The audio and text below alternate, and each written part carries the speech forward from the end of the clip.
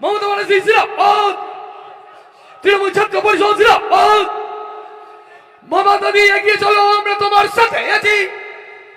মমতা দি এগিয়ে চলো, আমরা তোমার সাথে আছি। আজকে তৃণমূলকে বলছে চোর।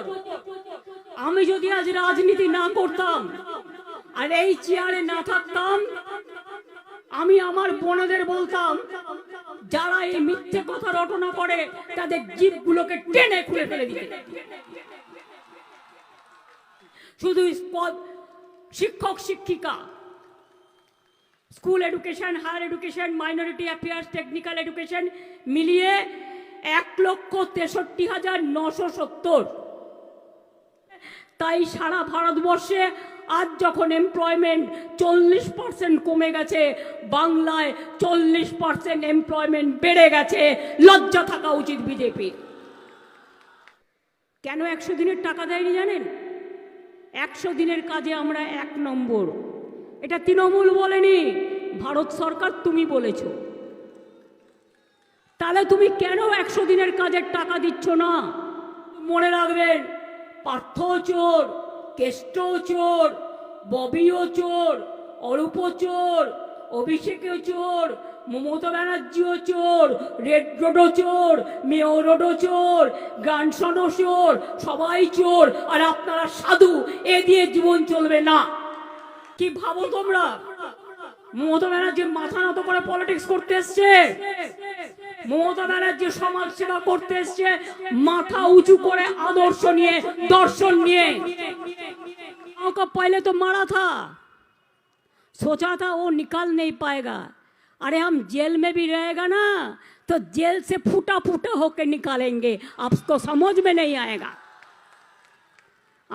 আমি রাজনীতি করি মানুষের জন্য, আমি চুরি ডাকাতি করার জন্য রাজনীতি করি না।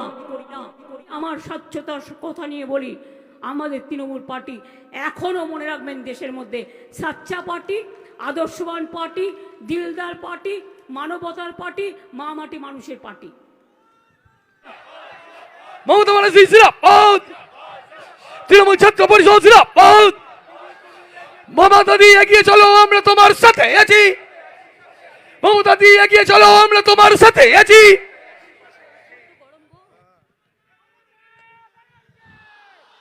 আমি প্রথমেই আমাদের তৃণমূল কংগ্রেসের ছাত্র পরিষদের সভাপতি তৃণাঙ্কুর, দেবাংশু, সুদীপ, সুপ্রিয়, জয়িতা থেকে শুরু করে যারা আছেন এখানে,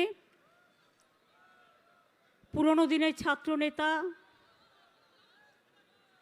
একেবারে কৃষ্ণা থেকে শুরু করে, মালা থেকে শুরু করে, অশোকদা থেকে শুরু করে, শোভনদা থেকে শুরু করে, অরূপ থেকে শুরু করে, নির্মল থেকে শুরু করে, ববি থেকে শুরু করে, সুজিত থেকে শুরু করে, সবাই, কত নাম আর বলবো।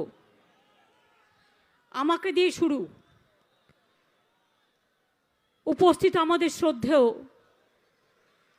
শ্রদ্ধেয় নৃসিংহ কুমার ভাদুরী, আমাদের শুভাপ্রসন্নদা, অনন্যা সহ আমাদের সকল মন্ত্রীগণ, সাংসদগণ, এমএলএ, কাউন্সিলর, কমিশনার, জেলা পরিষদ, পঞ্চায়েত, প্রতি university, college, united president, general secretary এবং ইউনিয়নের প্রেসিডেন্ট ও জেনারেল সেক্রেটারি সহ সকলে, সমবেত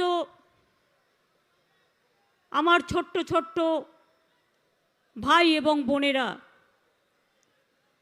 আজকের গরমটা ইদানিং গরমের মধ্যে সবচেয়ে তীব্র, একেবারে দারুণ অগ্নিবাণেরে। আমি শুনছিলাম অভিষেক বক্তৃতা দিচ্ছিল, তার আগে, এত গরমে চিৎকার করো না, তার আগে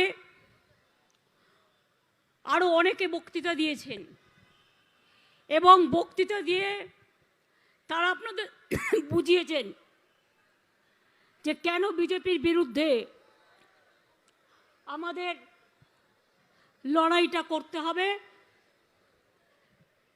আমি প্রথমেই আপনাদের অভিনন্দন জানাই আপনাদের প্রতিষ্ঠা দিবসে। আপনারাই দেশের ভবিষ্যতে নেতৃত্ব দেবেন আপনারা। আমি শুধু বলবো, যারা শুধু নেই নেই করে, না না বলে বেড়ান, কুৎসা রটিয়ে বেড়ান, মাথার ব্রেন থেকে ভালো কথা বেরোয় না, শুধু খারাপ কথা বলে বেড়ান, চক্রান্ত করে বেড়ান, তাদের বলি আপনাদের একটা রাজ্যের সাথে আমাদের একটা রাজ্যের তুলনা হয়ে যাক, এডুকেশন নিয়েই তুলনা হয়ে যাক। আমাদের রাজ্যে এই 11 বছরে আমরা 30টা বিশ্ববিদ্যালয়, 14টা নতুন মেডিকেল কলেজ,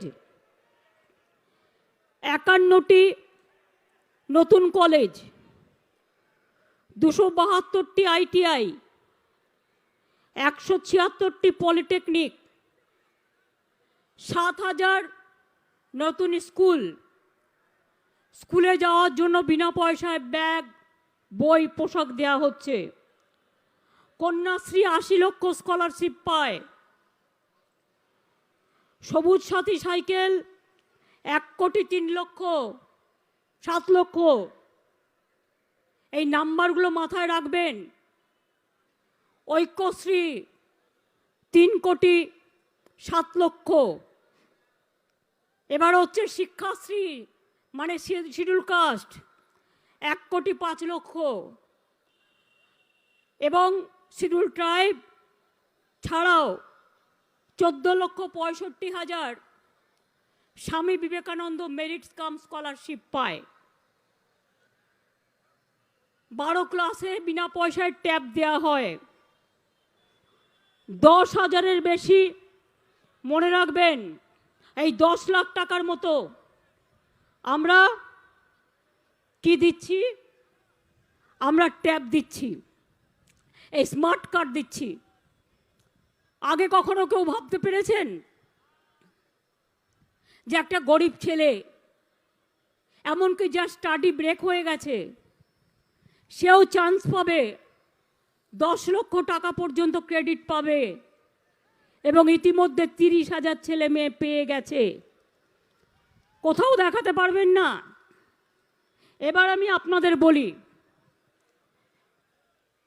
আগামী দিন অনেকে দেখুন, 1000টা ঘটনার মধ্যে আমাদের 11 বছরের শাসনে টাকা পাইনি, পয়সা পাইনি, কোনো সুযোগ পাইনি, সুবিধে পাইনি, শুধু লাঞ্ছনা পেয়েছি, বঞ্চনা পেয়েছি। তা সত্ত্বেও মনে রাখবেন যে শিক্ষা নিয়ে এত অপপ্রচার করা হচ্ছে, শিক্ষা নিয়ে যারা এত অপপ্রচার করে বেড়াচ্ছেন, কোর্টে কেসটা সাবজুডিস আছে, ন্যাচারালি আমি সেটা নিয়ে কথা বলবো না। কিন্তু আপনারা বলুন তো, কত ছেলে মেয়েরা টিচারিতে চাকরি পেয়েছে আমাদের আমলে? আর সিপিএম তোমার আমলে লিস্ট কোথায়? আলমারি কোথায়? ডকুমেন্ট কোথায়? কারা চাকরি পেয়েছে? পয়সা নিয়েছো আর চাকরি দিয়েছো। ওই গদ্দার অধিকারীরাই আমাকে রোজ বলতো।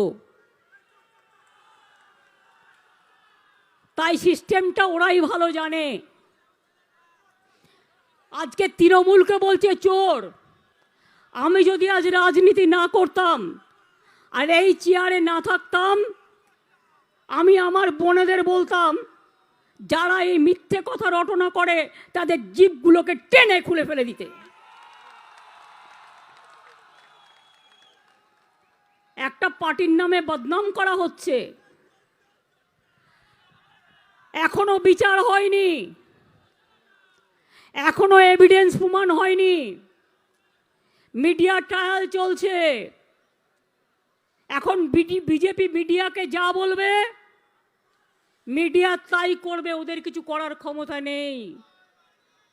মিডিয়া থেকে শুরু করে জুডিশিয়ারি থেকে শুরু করে পলিটিক্যাল পার্টিগুলোকে ভয় দেখিয়ে চমকে আর পেগাসাস করে সবাইকে পরাধীন করে দেওয়া হয়েছে। কয়েকটা কথা মনে রাখবেন, আপনাদের একটু সময় দিতে হবে। স্কুল সার্ভিস মনে রাখবেন, স্কুল এবং কলেজ নিয়ে মাত্র 10 বছরে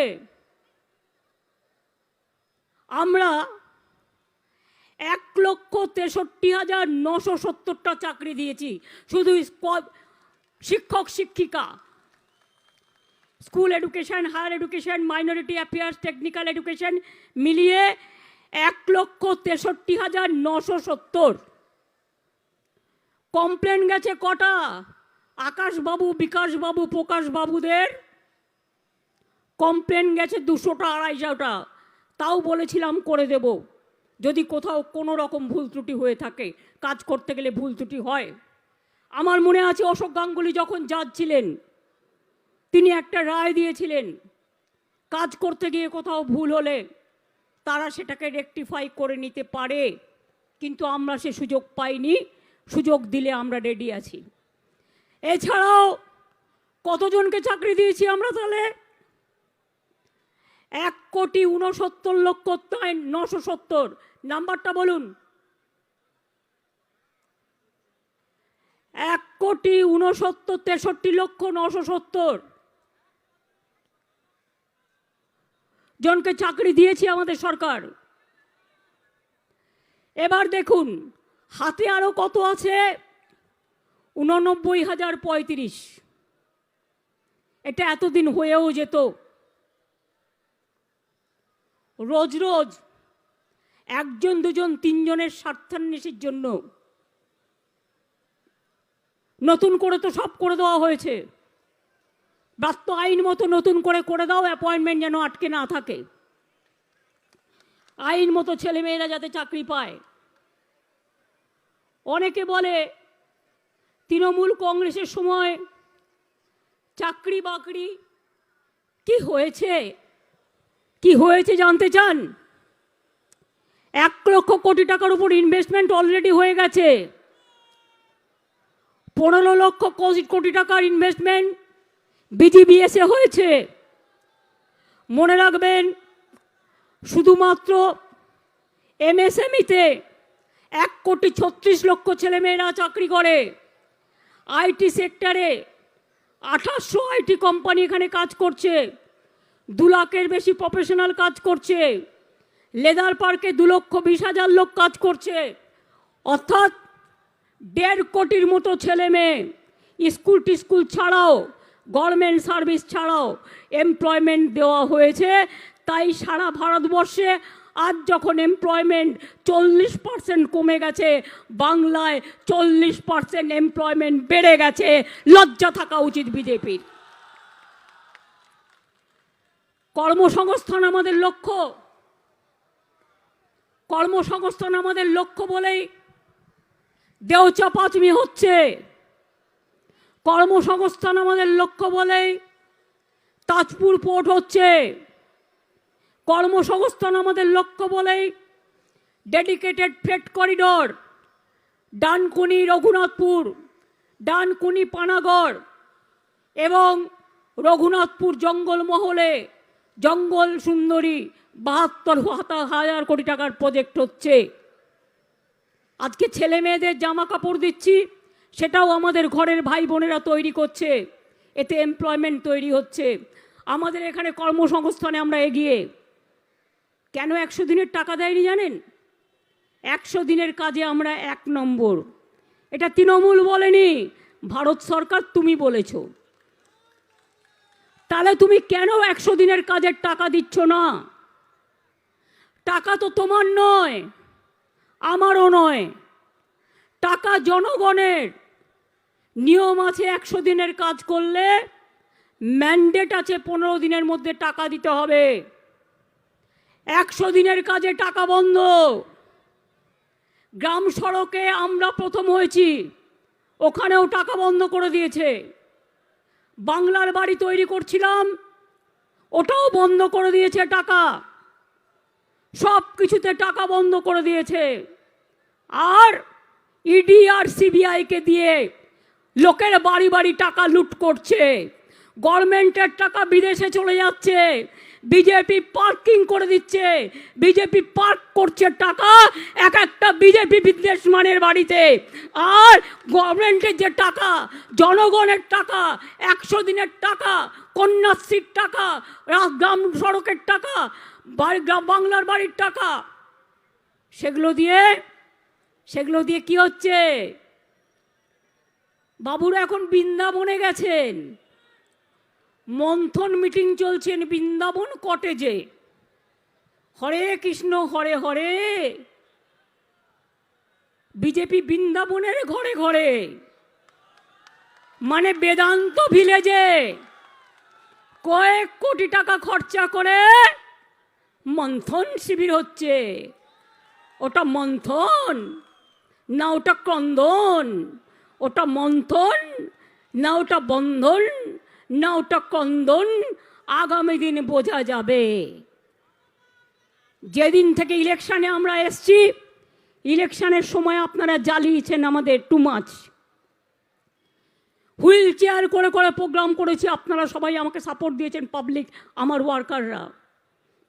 যেদিন থেকে ইলেকশন রেজাল্ট ডিক্লেয়ার হয়েছে, প্রথমেই শুরু করেছে পোস্ট ইলেকশন ভায়োলেন্স।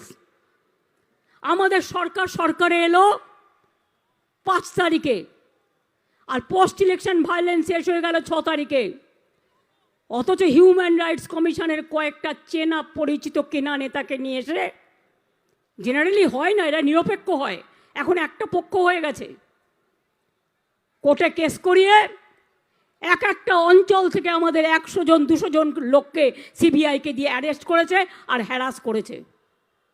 আমরাও লিস্ট করে রাখছি কারা হ্যারেস্ট করছেন, কারা হ্যারাস করছেন, কারা ট্রেচারি করছেন, কারা দুষ্টুমি করছেন, কারা গায়ের জোরে আমাদের লোকেদের নামে বদনাম করছেন। পার্থ যদি চোর হয়, আইন তাকে বিচার করবে। কিন্তু মনে রাখবেন, পার্থও চোর, কেষ্টও চোর, ববিও চোর, অরূপও চোর, অভিষেকও চোর, মমতা ব্যানার্জিও চোর, রেড রোডও চোর, মেয়র রোডও চোর, গ্রান্ডসনও চোর, সবাই চোর। আর আপনারা সাধু, এ দিয়ে জীবন চলবে না।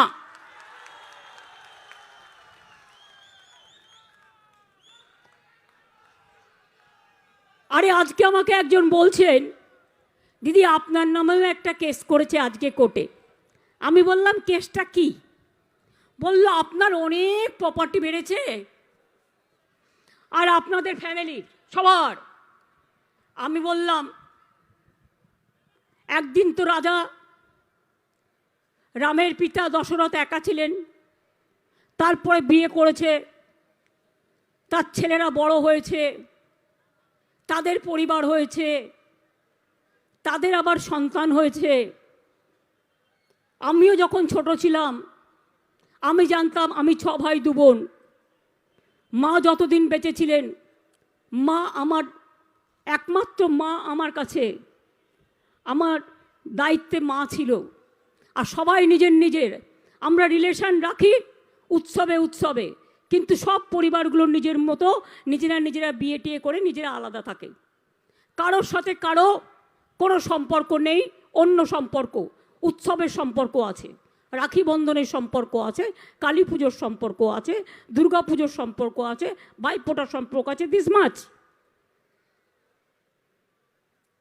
আমি বললাম আমার প্রপার্টি, আমি তো চাই আমার এখানে কেন হবে, আরে ইন্টারন্যাশনাল কোর্টে হওয়া উচিত। এখানে তো বিজেপি যা শিখিয়ে দেবে তাই বলবে, তার থেকে বেটার আমার তো এভিডেন্স দেওয়াই আছে, আমার তো এভিডেন্স দেওয়াই আছে। বলুন না একটু, আমাকে দেখান 12 বছর একটানা 1 লক্ষ টাকা করে পেনশন আমি এমপি হিসেবে পেতাম, আমি নিই না। কত টাকা হয় স্টুডেন্টরা যোগ করবেন প্রতি মাসে। আমি চিফ মিনিস্টার হিসেবে ডেলি ওয়েজ অন্যান্য বিল টিল নিয়েও মাসে 3-3.5 লাখ টাকা কম করে পেতাম। 12 বছরে আমি 1 পয়সাও নিইনি। সংখ্যাটা যোগ করে দেখবেন কত হয়েছে। এমনকি বাইরে গেলে চাটাও আমি পয়সা দিয়ে খাই। গভর্নমেন্টের গাড়ি চড়াও ভাগ্যে কম হয় বিপদে না পড়লে। জিজ্ঞেস করুন তো কমরেড, একবারও ভেবে দেখেছো আমি যে বাড়িটায় থাকি ওটাও আমি ঠিকা, আমার শর্ত, আমরা প্রজা, আইন অনুযায়ী আমরা প্রজা। এটা আজকে নয়, আমার বাবা আছে 70 বছর ধরে, এগুলো সব রানী রাসমণির জমি, সেটাও আইনত প্রজা, ঠিকা শর্ত। আর কি চাও? 91 সালের পর থেকে আমি কোনোদিন এক্সিকিউটিভ ক্লাসে চড়িনি, আমি এমপি থাকলেও মিনিস্টার থাকলেও। আমি কেন বই বিক্রি করব সেটাও তাদের জ্বালা। সুভাদা চলে গেছে, সুভাদা কেন পেন্টিং বিক্রি করবে সেটাও তাদের জ্বালা। আমি বই বিক্রি করলে বলবে কেন এত বই বিক্রি হয়, এই জন্য হয় লোকে বইগুলো পড়ে অনেক তথ্য পায় এবং প্রয়োজন বলে মনে করে।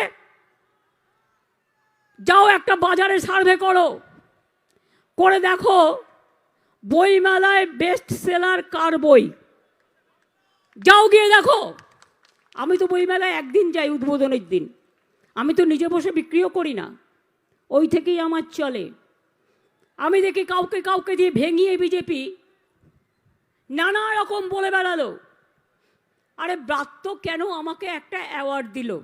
আরে আমি তো জীবনে কত অ্যাওয়ার্ড ছেড়ে দিয়েছি, আমি তো কত অ্যাওয়ার্ড ছেড়ে দিয়েছি।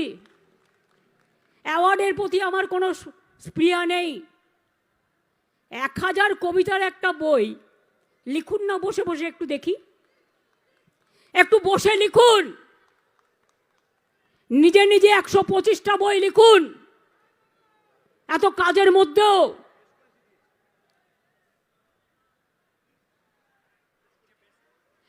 এবং সেটা নয়, আমার বেশ মনে আছে, আমি যখন আমতার কান্দুয়াতে গিয়েছিলাম 1992 সালে, তখন আমি কংগ্রেস করতাম। আমতার কান্দুয়ার হাত কেটে দেওয়া হয়েছিল প্রায় 12-14 জনের। তখন আমি কি করেছিলাম জানেন? একটা বই বিক্রি হলে 4 টাকা করে পেতাম, তার থেকে 1,20,000 টাকা আমি 20,000 টাকা করে পরিবারগুলোকে দিয়ে এসেছিলাম।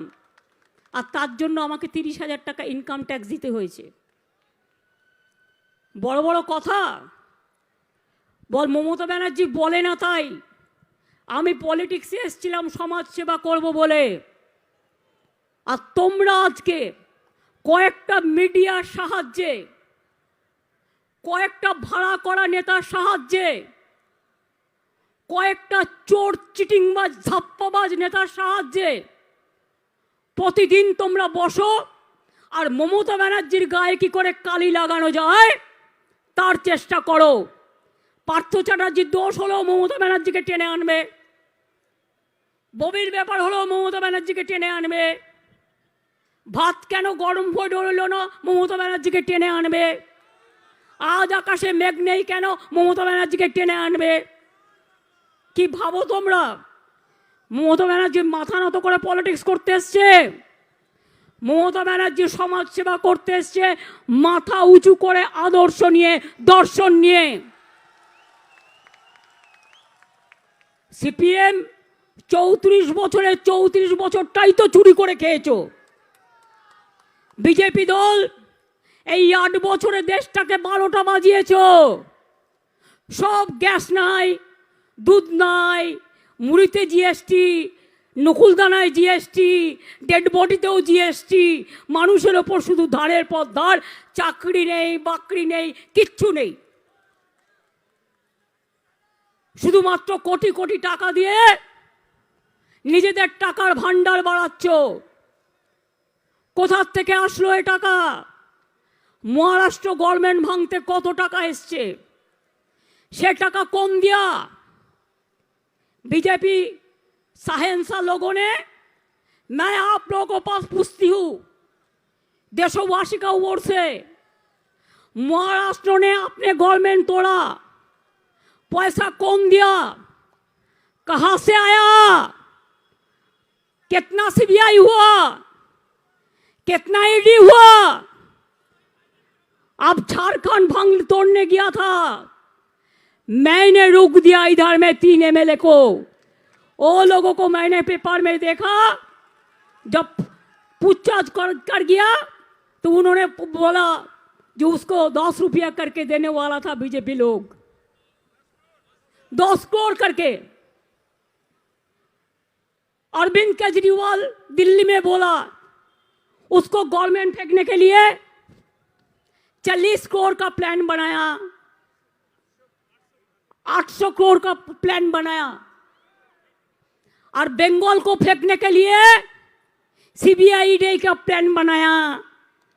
हाँ, मैं कहने चाहूंगी, हम भी बहुत सीबीआई डी देखा, हम उसको इज्जत करते हैं जो अच्छा काम करता है, लेकिन सीबीआई का भी करप्शन का केस हम लोगों के पास है, ईडी का भी है, बीएसएफ के भी है, सीआरपीएफ के भी है।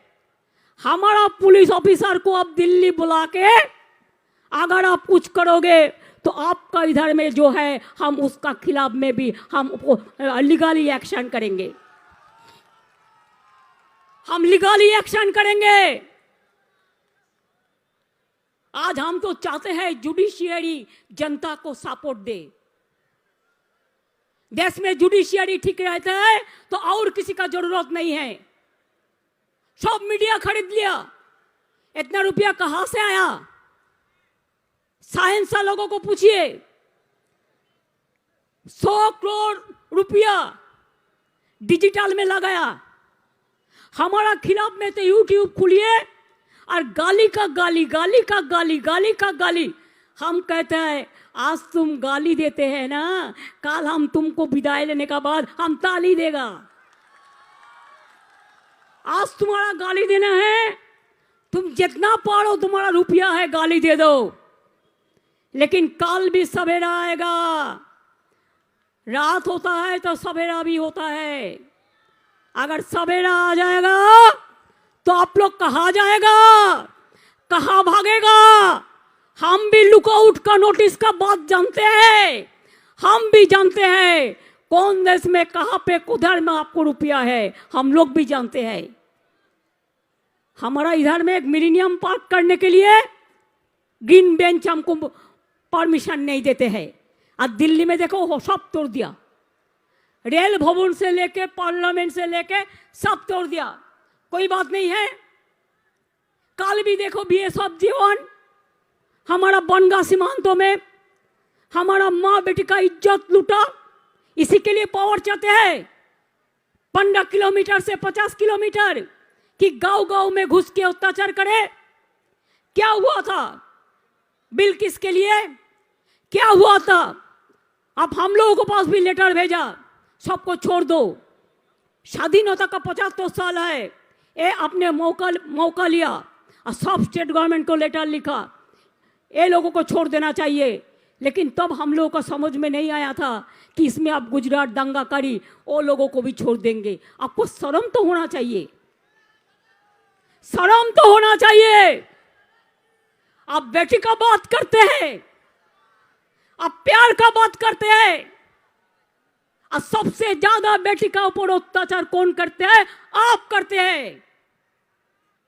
आप देश को तोड़ दिया, इतिहास को तोड़ दिया, लैंग्वेज को तोड़ दिया, सिलेबस को तोड़ दिया, इंस्टीट्यूशन को तोड़ दिया। राज में बीजेपी का तोड़फोड़ चल रहा है और कोई कोई बात करते हैं तो उसको जेल में लेके चला जाता है। कोई आदमी ने मेरे को बोला केस तो कुछ नहीं है, हमने कुछ केस नहीं मिला, वो दिखाने के लिए हम लोग को कुछ करते हैं।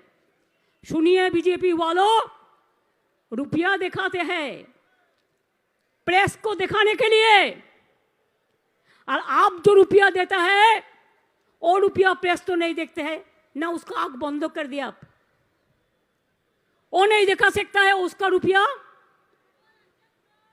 वो कहाँ है वो रुपया? हर राज्य में सरकार तोड़ने के लिए करोड़ों करोड़ों रुपया चलाते हैं, वो रुपया कहां से आते हैं? वेदांत विलेज में क्या हुआ? खाली की मंथनी हुआ ना और कुछ हुआ। चुनाव का टाइम में मेरे को पता था हर होटल में क्या हुआ था। हम लोग इज्जत करते हैं, एक काटिसी मेंटेन करते हैं, पॉलिटिक्स करते हैं, इसी के लिए उसी के लिए ज्यादा बात नहीं कहते हैं, काटिसी मेंटेन करके करते हैं। आप लोग स्टूडेंट्स लोग हैं, स्टूडेंट्स यूथ, एक बात सुनिए, राजीव जी का कितना मेंबर था? 400 मेंबर था, लेकिन तब भी राजीव गांधी को हारना पड़ा नेक्स्ट इलेक्शन में। इंदिरा गांधी कितना स्ट्रांग महिला था, इंदिरा गांधी को भी हारना पड़ा। बीजेपी का कितना है? 300 का आसपास है, अभी भी बिहार चला गया, और 2-4 जाने वाला है। चुनाव जब आएगा वो जीरो होकर बैठा रहेगा और रसगुल्ला खाएगा, रसगुल्ला खाएगा। इसी के लिए हम कहती हूं, तो अब क्या होगा? आज आप दिखाते हैं सीबीआई, आज सबको देखा था ईडी। प्लानिंग क्या है? इलेक्शन का पहले तृणमूल कांग्रेस को, बॉबी को अरेस्ट करो, अभिषेक को अरेस्ट करो, अरूप को अरेस्ट करो, मलय के अरेस्ट करो, चंद्रिमा को अरेस्ट करो, सबको अरेस्ट करके जेल में भर्ती रखो, तब चुनाव में तृणमूल नहीं जीतेंगे। हम बोलते हैं तुम हमको भी बंद रखो ना, हमको बंद रख के भी तुम देखो ना क्या होता है। चुनाव का पहले तो मारा था, सोचा था वो निकाल नहीं पाएगा। अरे हम जेल में भी रहेगा ना तो जेल से फूटा फूटा होकर निकालेंगे, आपको समझ में नहीं आएगा। আমি সাধারণ মানুষকে বলবো, মিডিয়ার কথা শুনে ভুলবেন না। মিডিয়া বিজেপির কথায় চক্রান্ত করে প্ল্যানিং করে। বলুন তো কালকে উনি অ্যারেস্ট হবে, মিডিয়া আগে জানলো কি করে? ইডি জানবার আগে, সিবিআই জানবার আগে ওদের সাথে মিডিয়ার একটা আন্ডারস্ট্যান্ডিং আছে, কারণ ওরাও এর মধ্যে ইনভলভ আছে, মিডিয়ার ট্রায়াল চলছে। তাই আমি আপনাদের কাছে বলবো, একটা কথা ওদের বিশ্বাস করবেন না। কি বললাম বুঝতে পারছেন? হঠাৎ যদি দেখেন ববির অত সবপন্থী পাওয়া গেছে তাই ববিকে অ্যারেস্ট করবে, বুঝবেন সব সাজানো, টোটালটাই সাজানো, টোটালটাই নাটক, টোটালটাই মিথ্যে। এই যে অভিষেক বললো না 21শে জুলাই হলো 21 তারিখ, আর 22 তারিখ মধ্যরাতে পার্থদার বাড়ি গিয়ে হাজির হলো। তুমি আগেও করতে পারতে, দেখে নেবো আমরা কেসে কি আছে বলে আমি কিছু বলছি না। এখন কেস্টের মতো এত সাহায্যকারী ছেলে আমি খুব কম দেখেছি। এই তো আজকে এখানে অভিষেক এত ভালো বক্তৃতা দিয়েছে, আমার মনে ওকে কাল না নোটিশ ধরায় আবার। আগে তো ওকে নোটিশ ধরিয়েছে, ওর বউকেও নোটিশ ধরিয়েছে, এবার মনে হয় 2 বছরের বাচ্চাটাকেও নোটিশ ধরাবে। যখন ডাকবে তখন ওকেও সাথে করে নিয়ে যাস। বাচ্চাটার চেহারাটাকে এখন থেকে দেখে রাখুক, যাতে আগামী দিন বুঝতে পারবে বাচ্চাটাও কেমন স্ট্রং।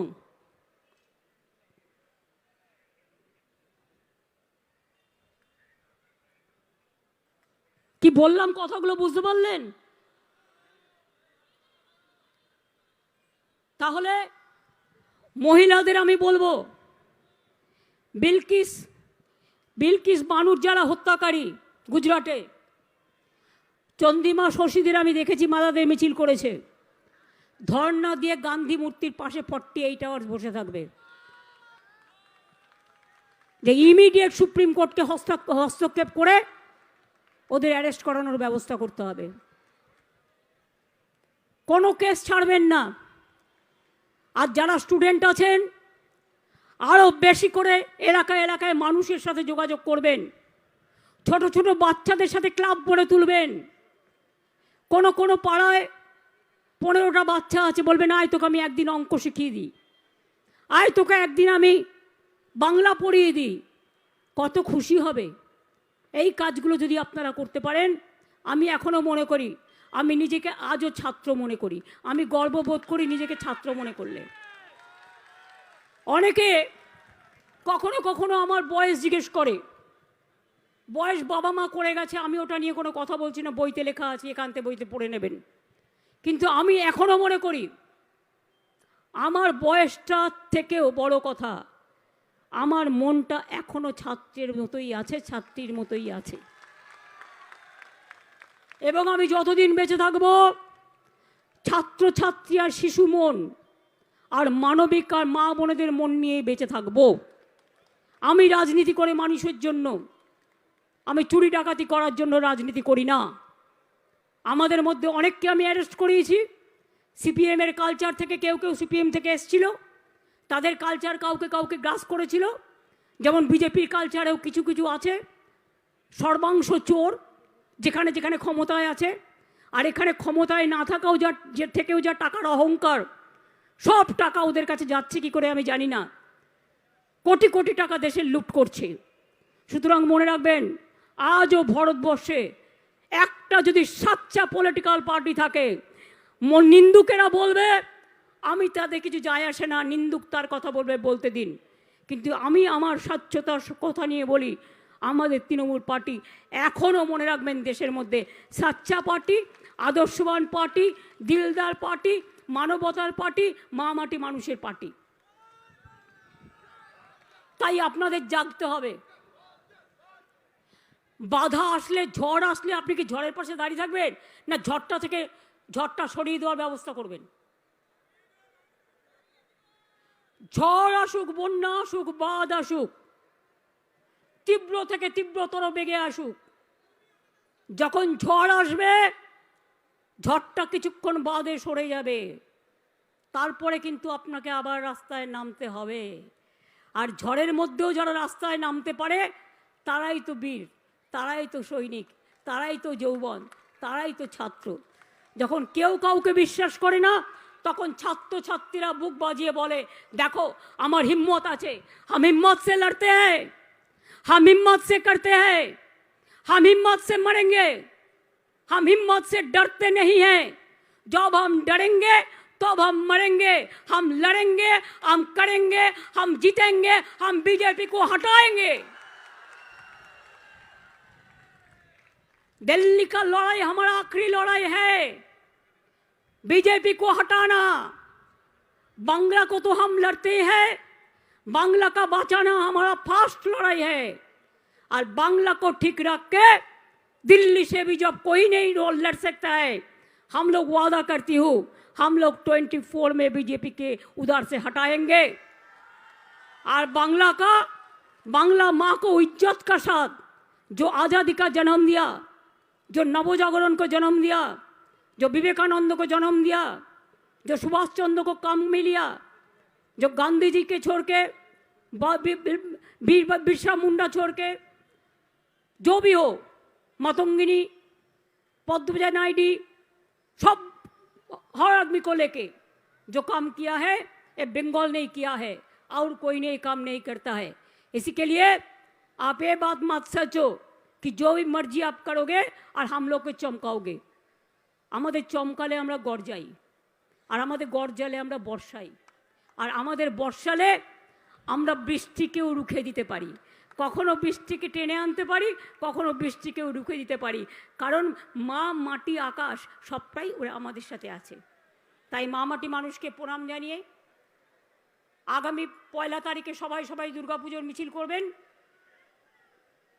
এমন কি বলবো আপনাদের, আর ইউনেস্কো হেরিটেজের লেটারটা পাঠিয়েছে, এটা পাঠায় জিওআইকে, কপিটাও আমাদের কাছে পাঠায়নি। আমরা শেষকালে হোয়াটসঅ্যাপ করে নিয়ে এলাম। সাংঘাতিক একটা গভর্নমেন্ট চলছে বাবা, আর তার মন্ত্রীরা কাজ নেই কর্ম নেই, রেগুলার আসছে, পুলিশকে চমকাচ্ছে, ওকে ভয় দেখাচ্ছে, একটা বিল সই করছে না, যা ইচ্ছে তাই করে যাচ্ছে। তাই আপনাদের বলি, ভয় পাওয়ার কোনো কারণ নেই। ভয় পাচ্ছেন? টিভির কথা শুনে কখনো নিজের মনকে তৈরি করবেন না। মনে রাখবেন, সংবাদ মাধ্যমকে বিজেপি কিনে নিয়েছে। মাথায় কিছু ঢুকলো? ওদের সাথে খারাপ ব্যবহার করবেন না, ওরা তো চাকরি করে। বিজেপি সংবাদ মাধ্যম থেকে শুরু করে, সিবিআই থেকে শুরু করে, ইনকাম ট্যাক্স থেকে শুরু করে, ইডি থেকে শুরু করে আরও অনেককে কিনে নিয়েছে। তাই বিচার পাওয়ার জায়গা যেখানে নেই, সেখানে রাস্তাই আমাদের রাস্তা দেখাবে। এই রাস্তাতেই লড়াই চলবে। আগামী দিন আপনাদের প্রোগ্রাম আমরা 8 তারিখে আবার দিয়ে দেবো। আমি এটুকু বলে আপনাদের সকলকে আমার অনেক অনেক ধন্যবাদ, অভিনন্দন জানিয়ে আমি আমার বক্তৃতা শেষ করলাম। আর এটা বলবে তো যে এখানে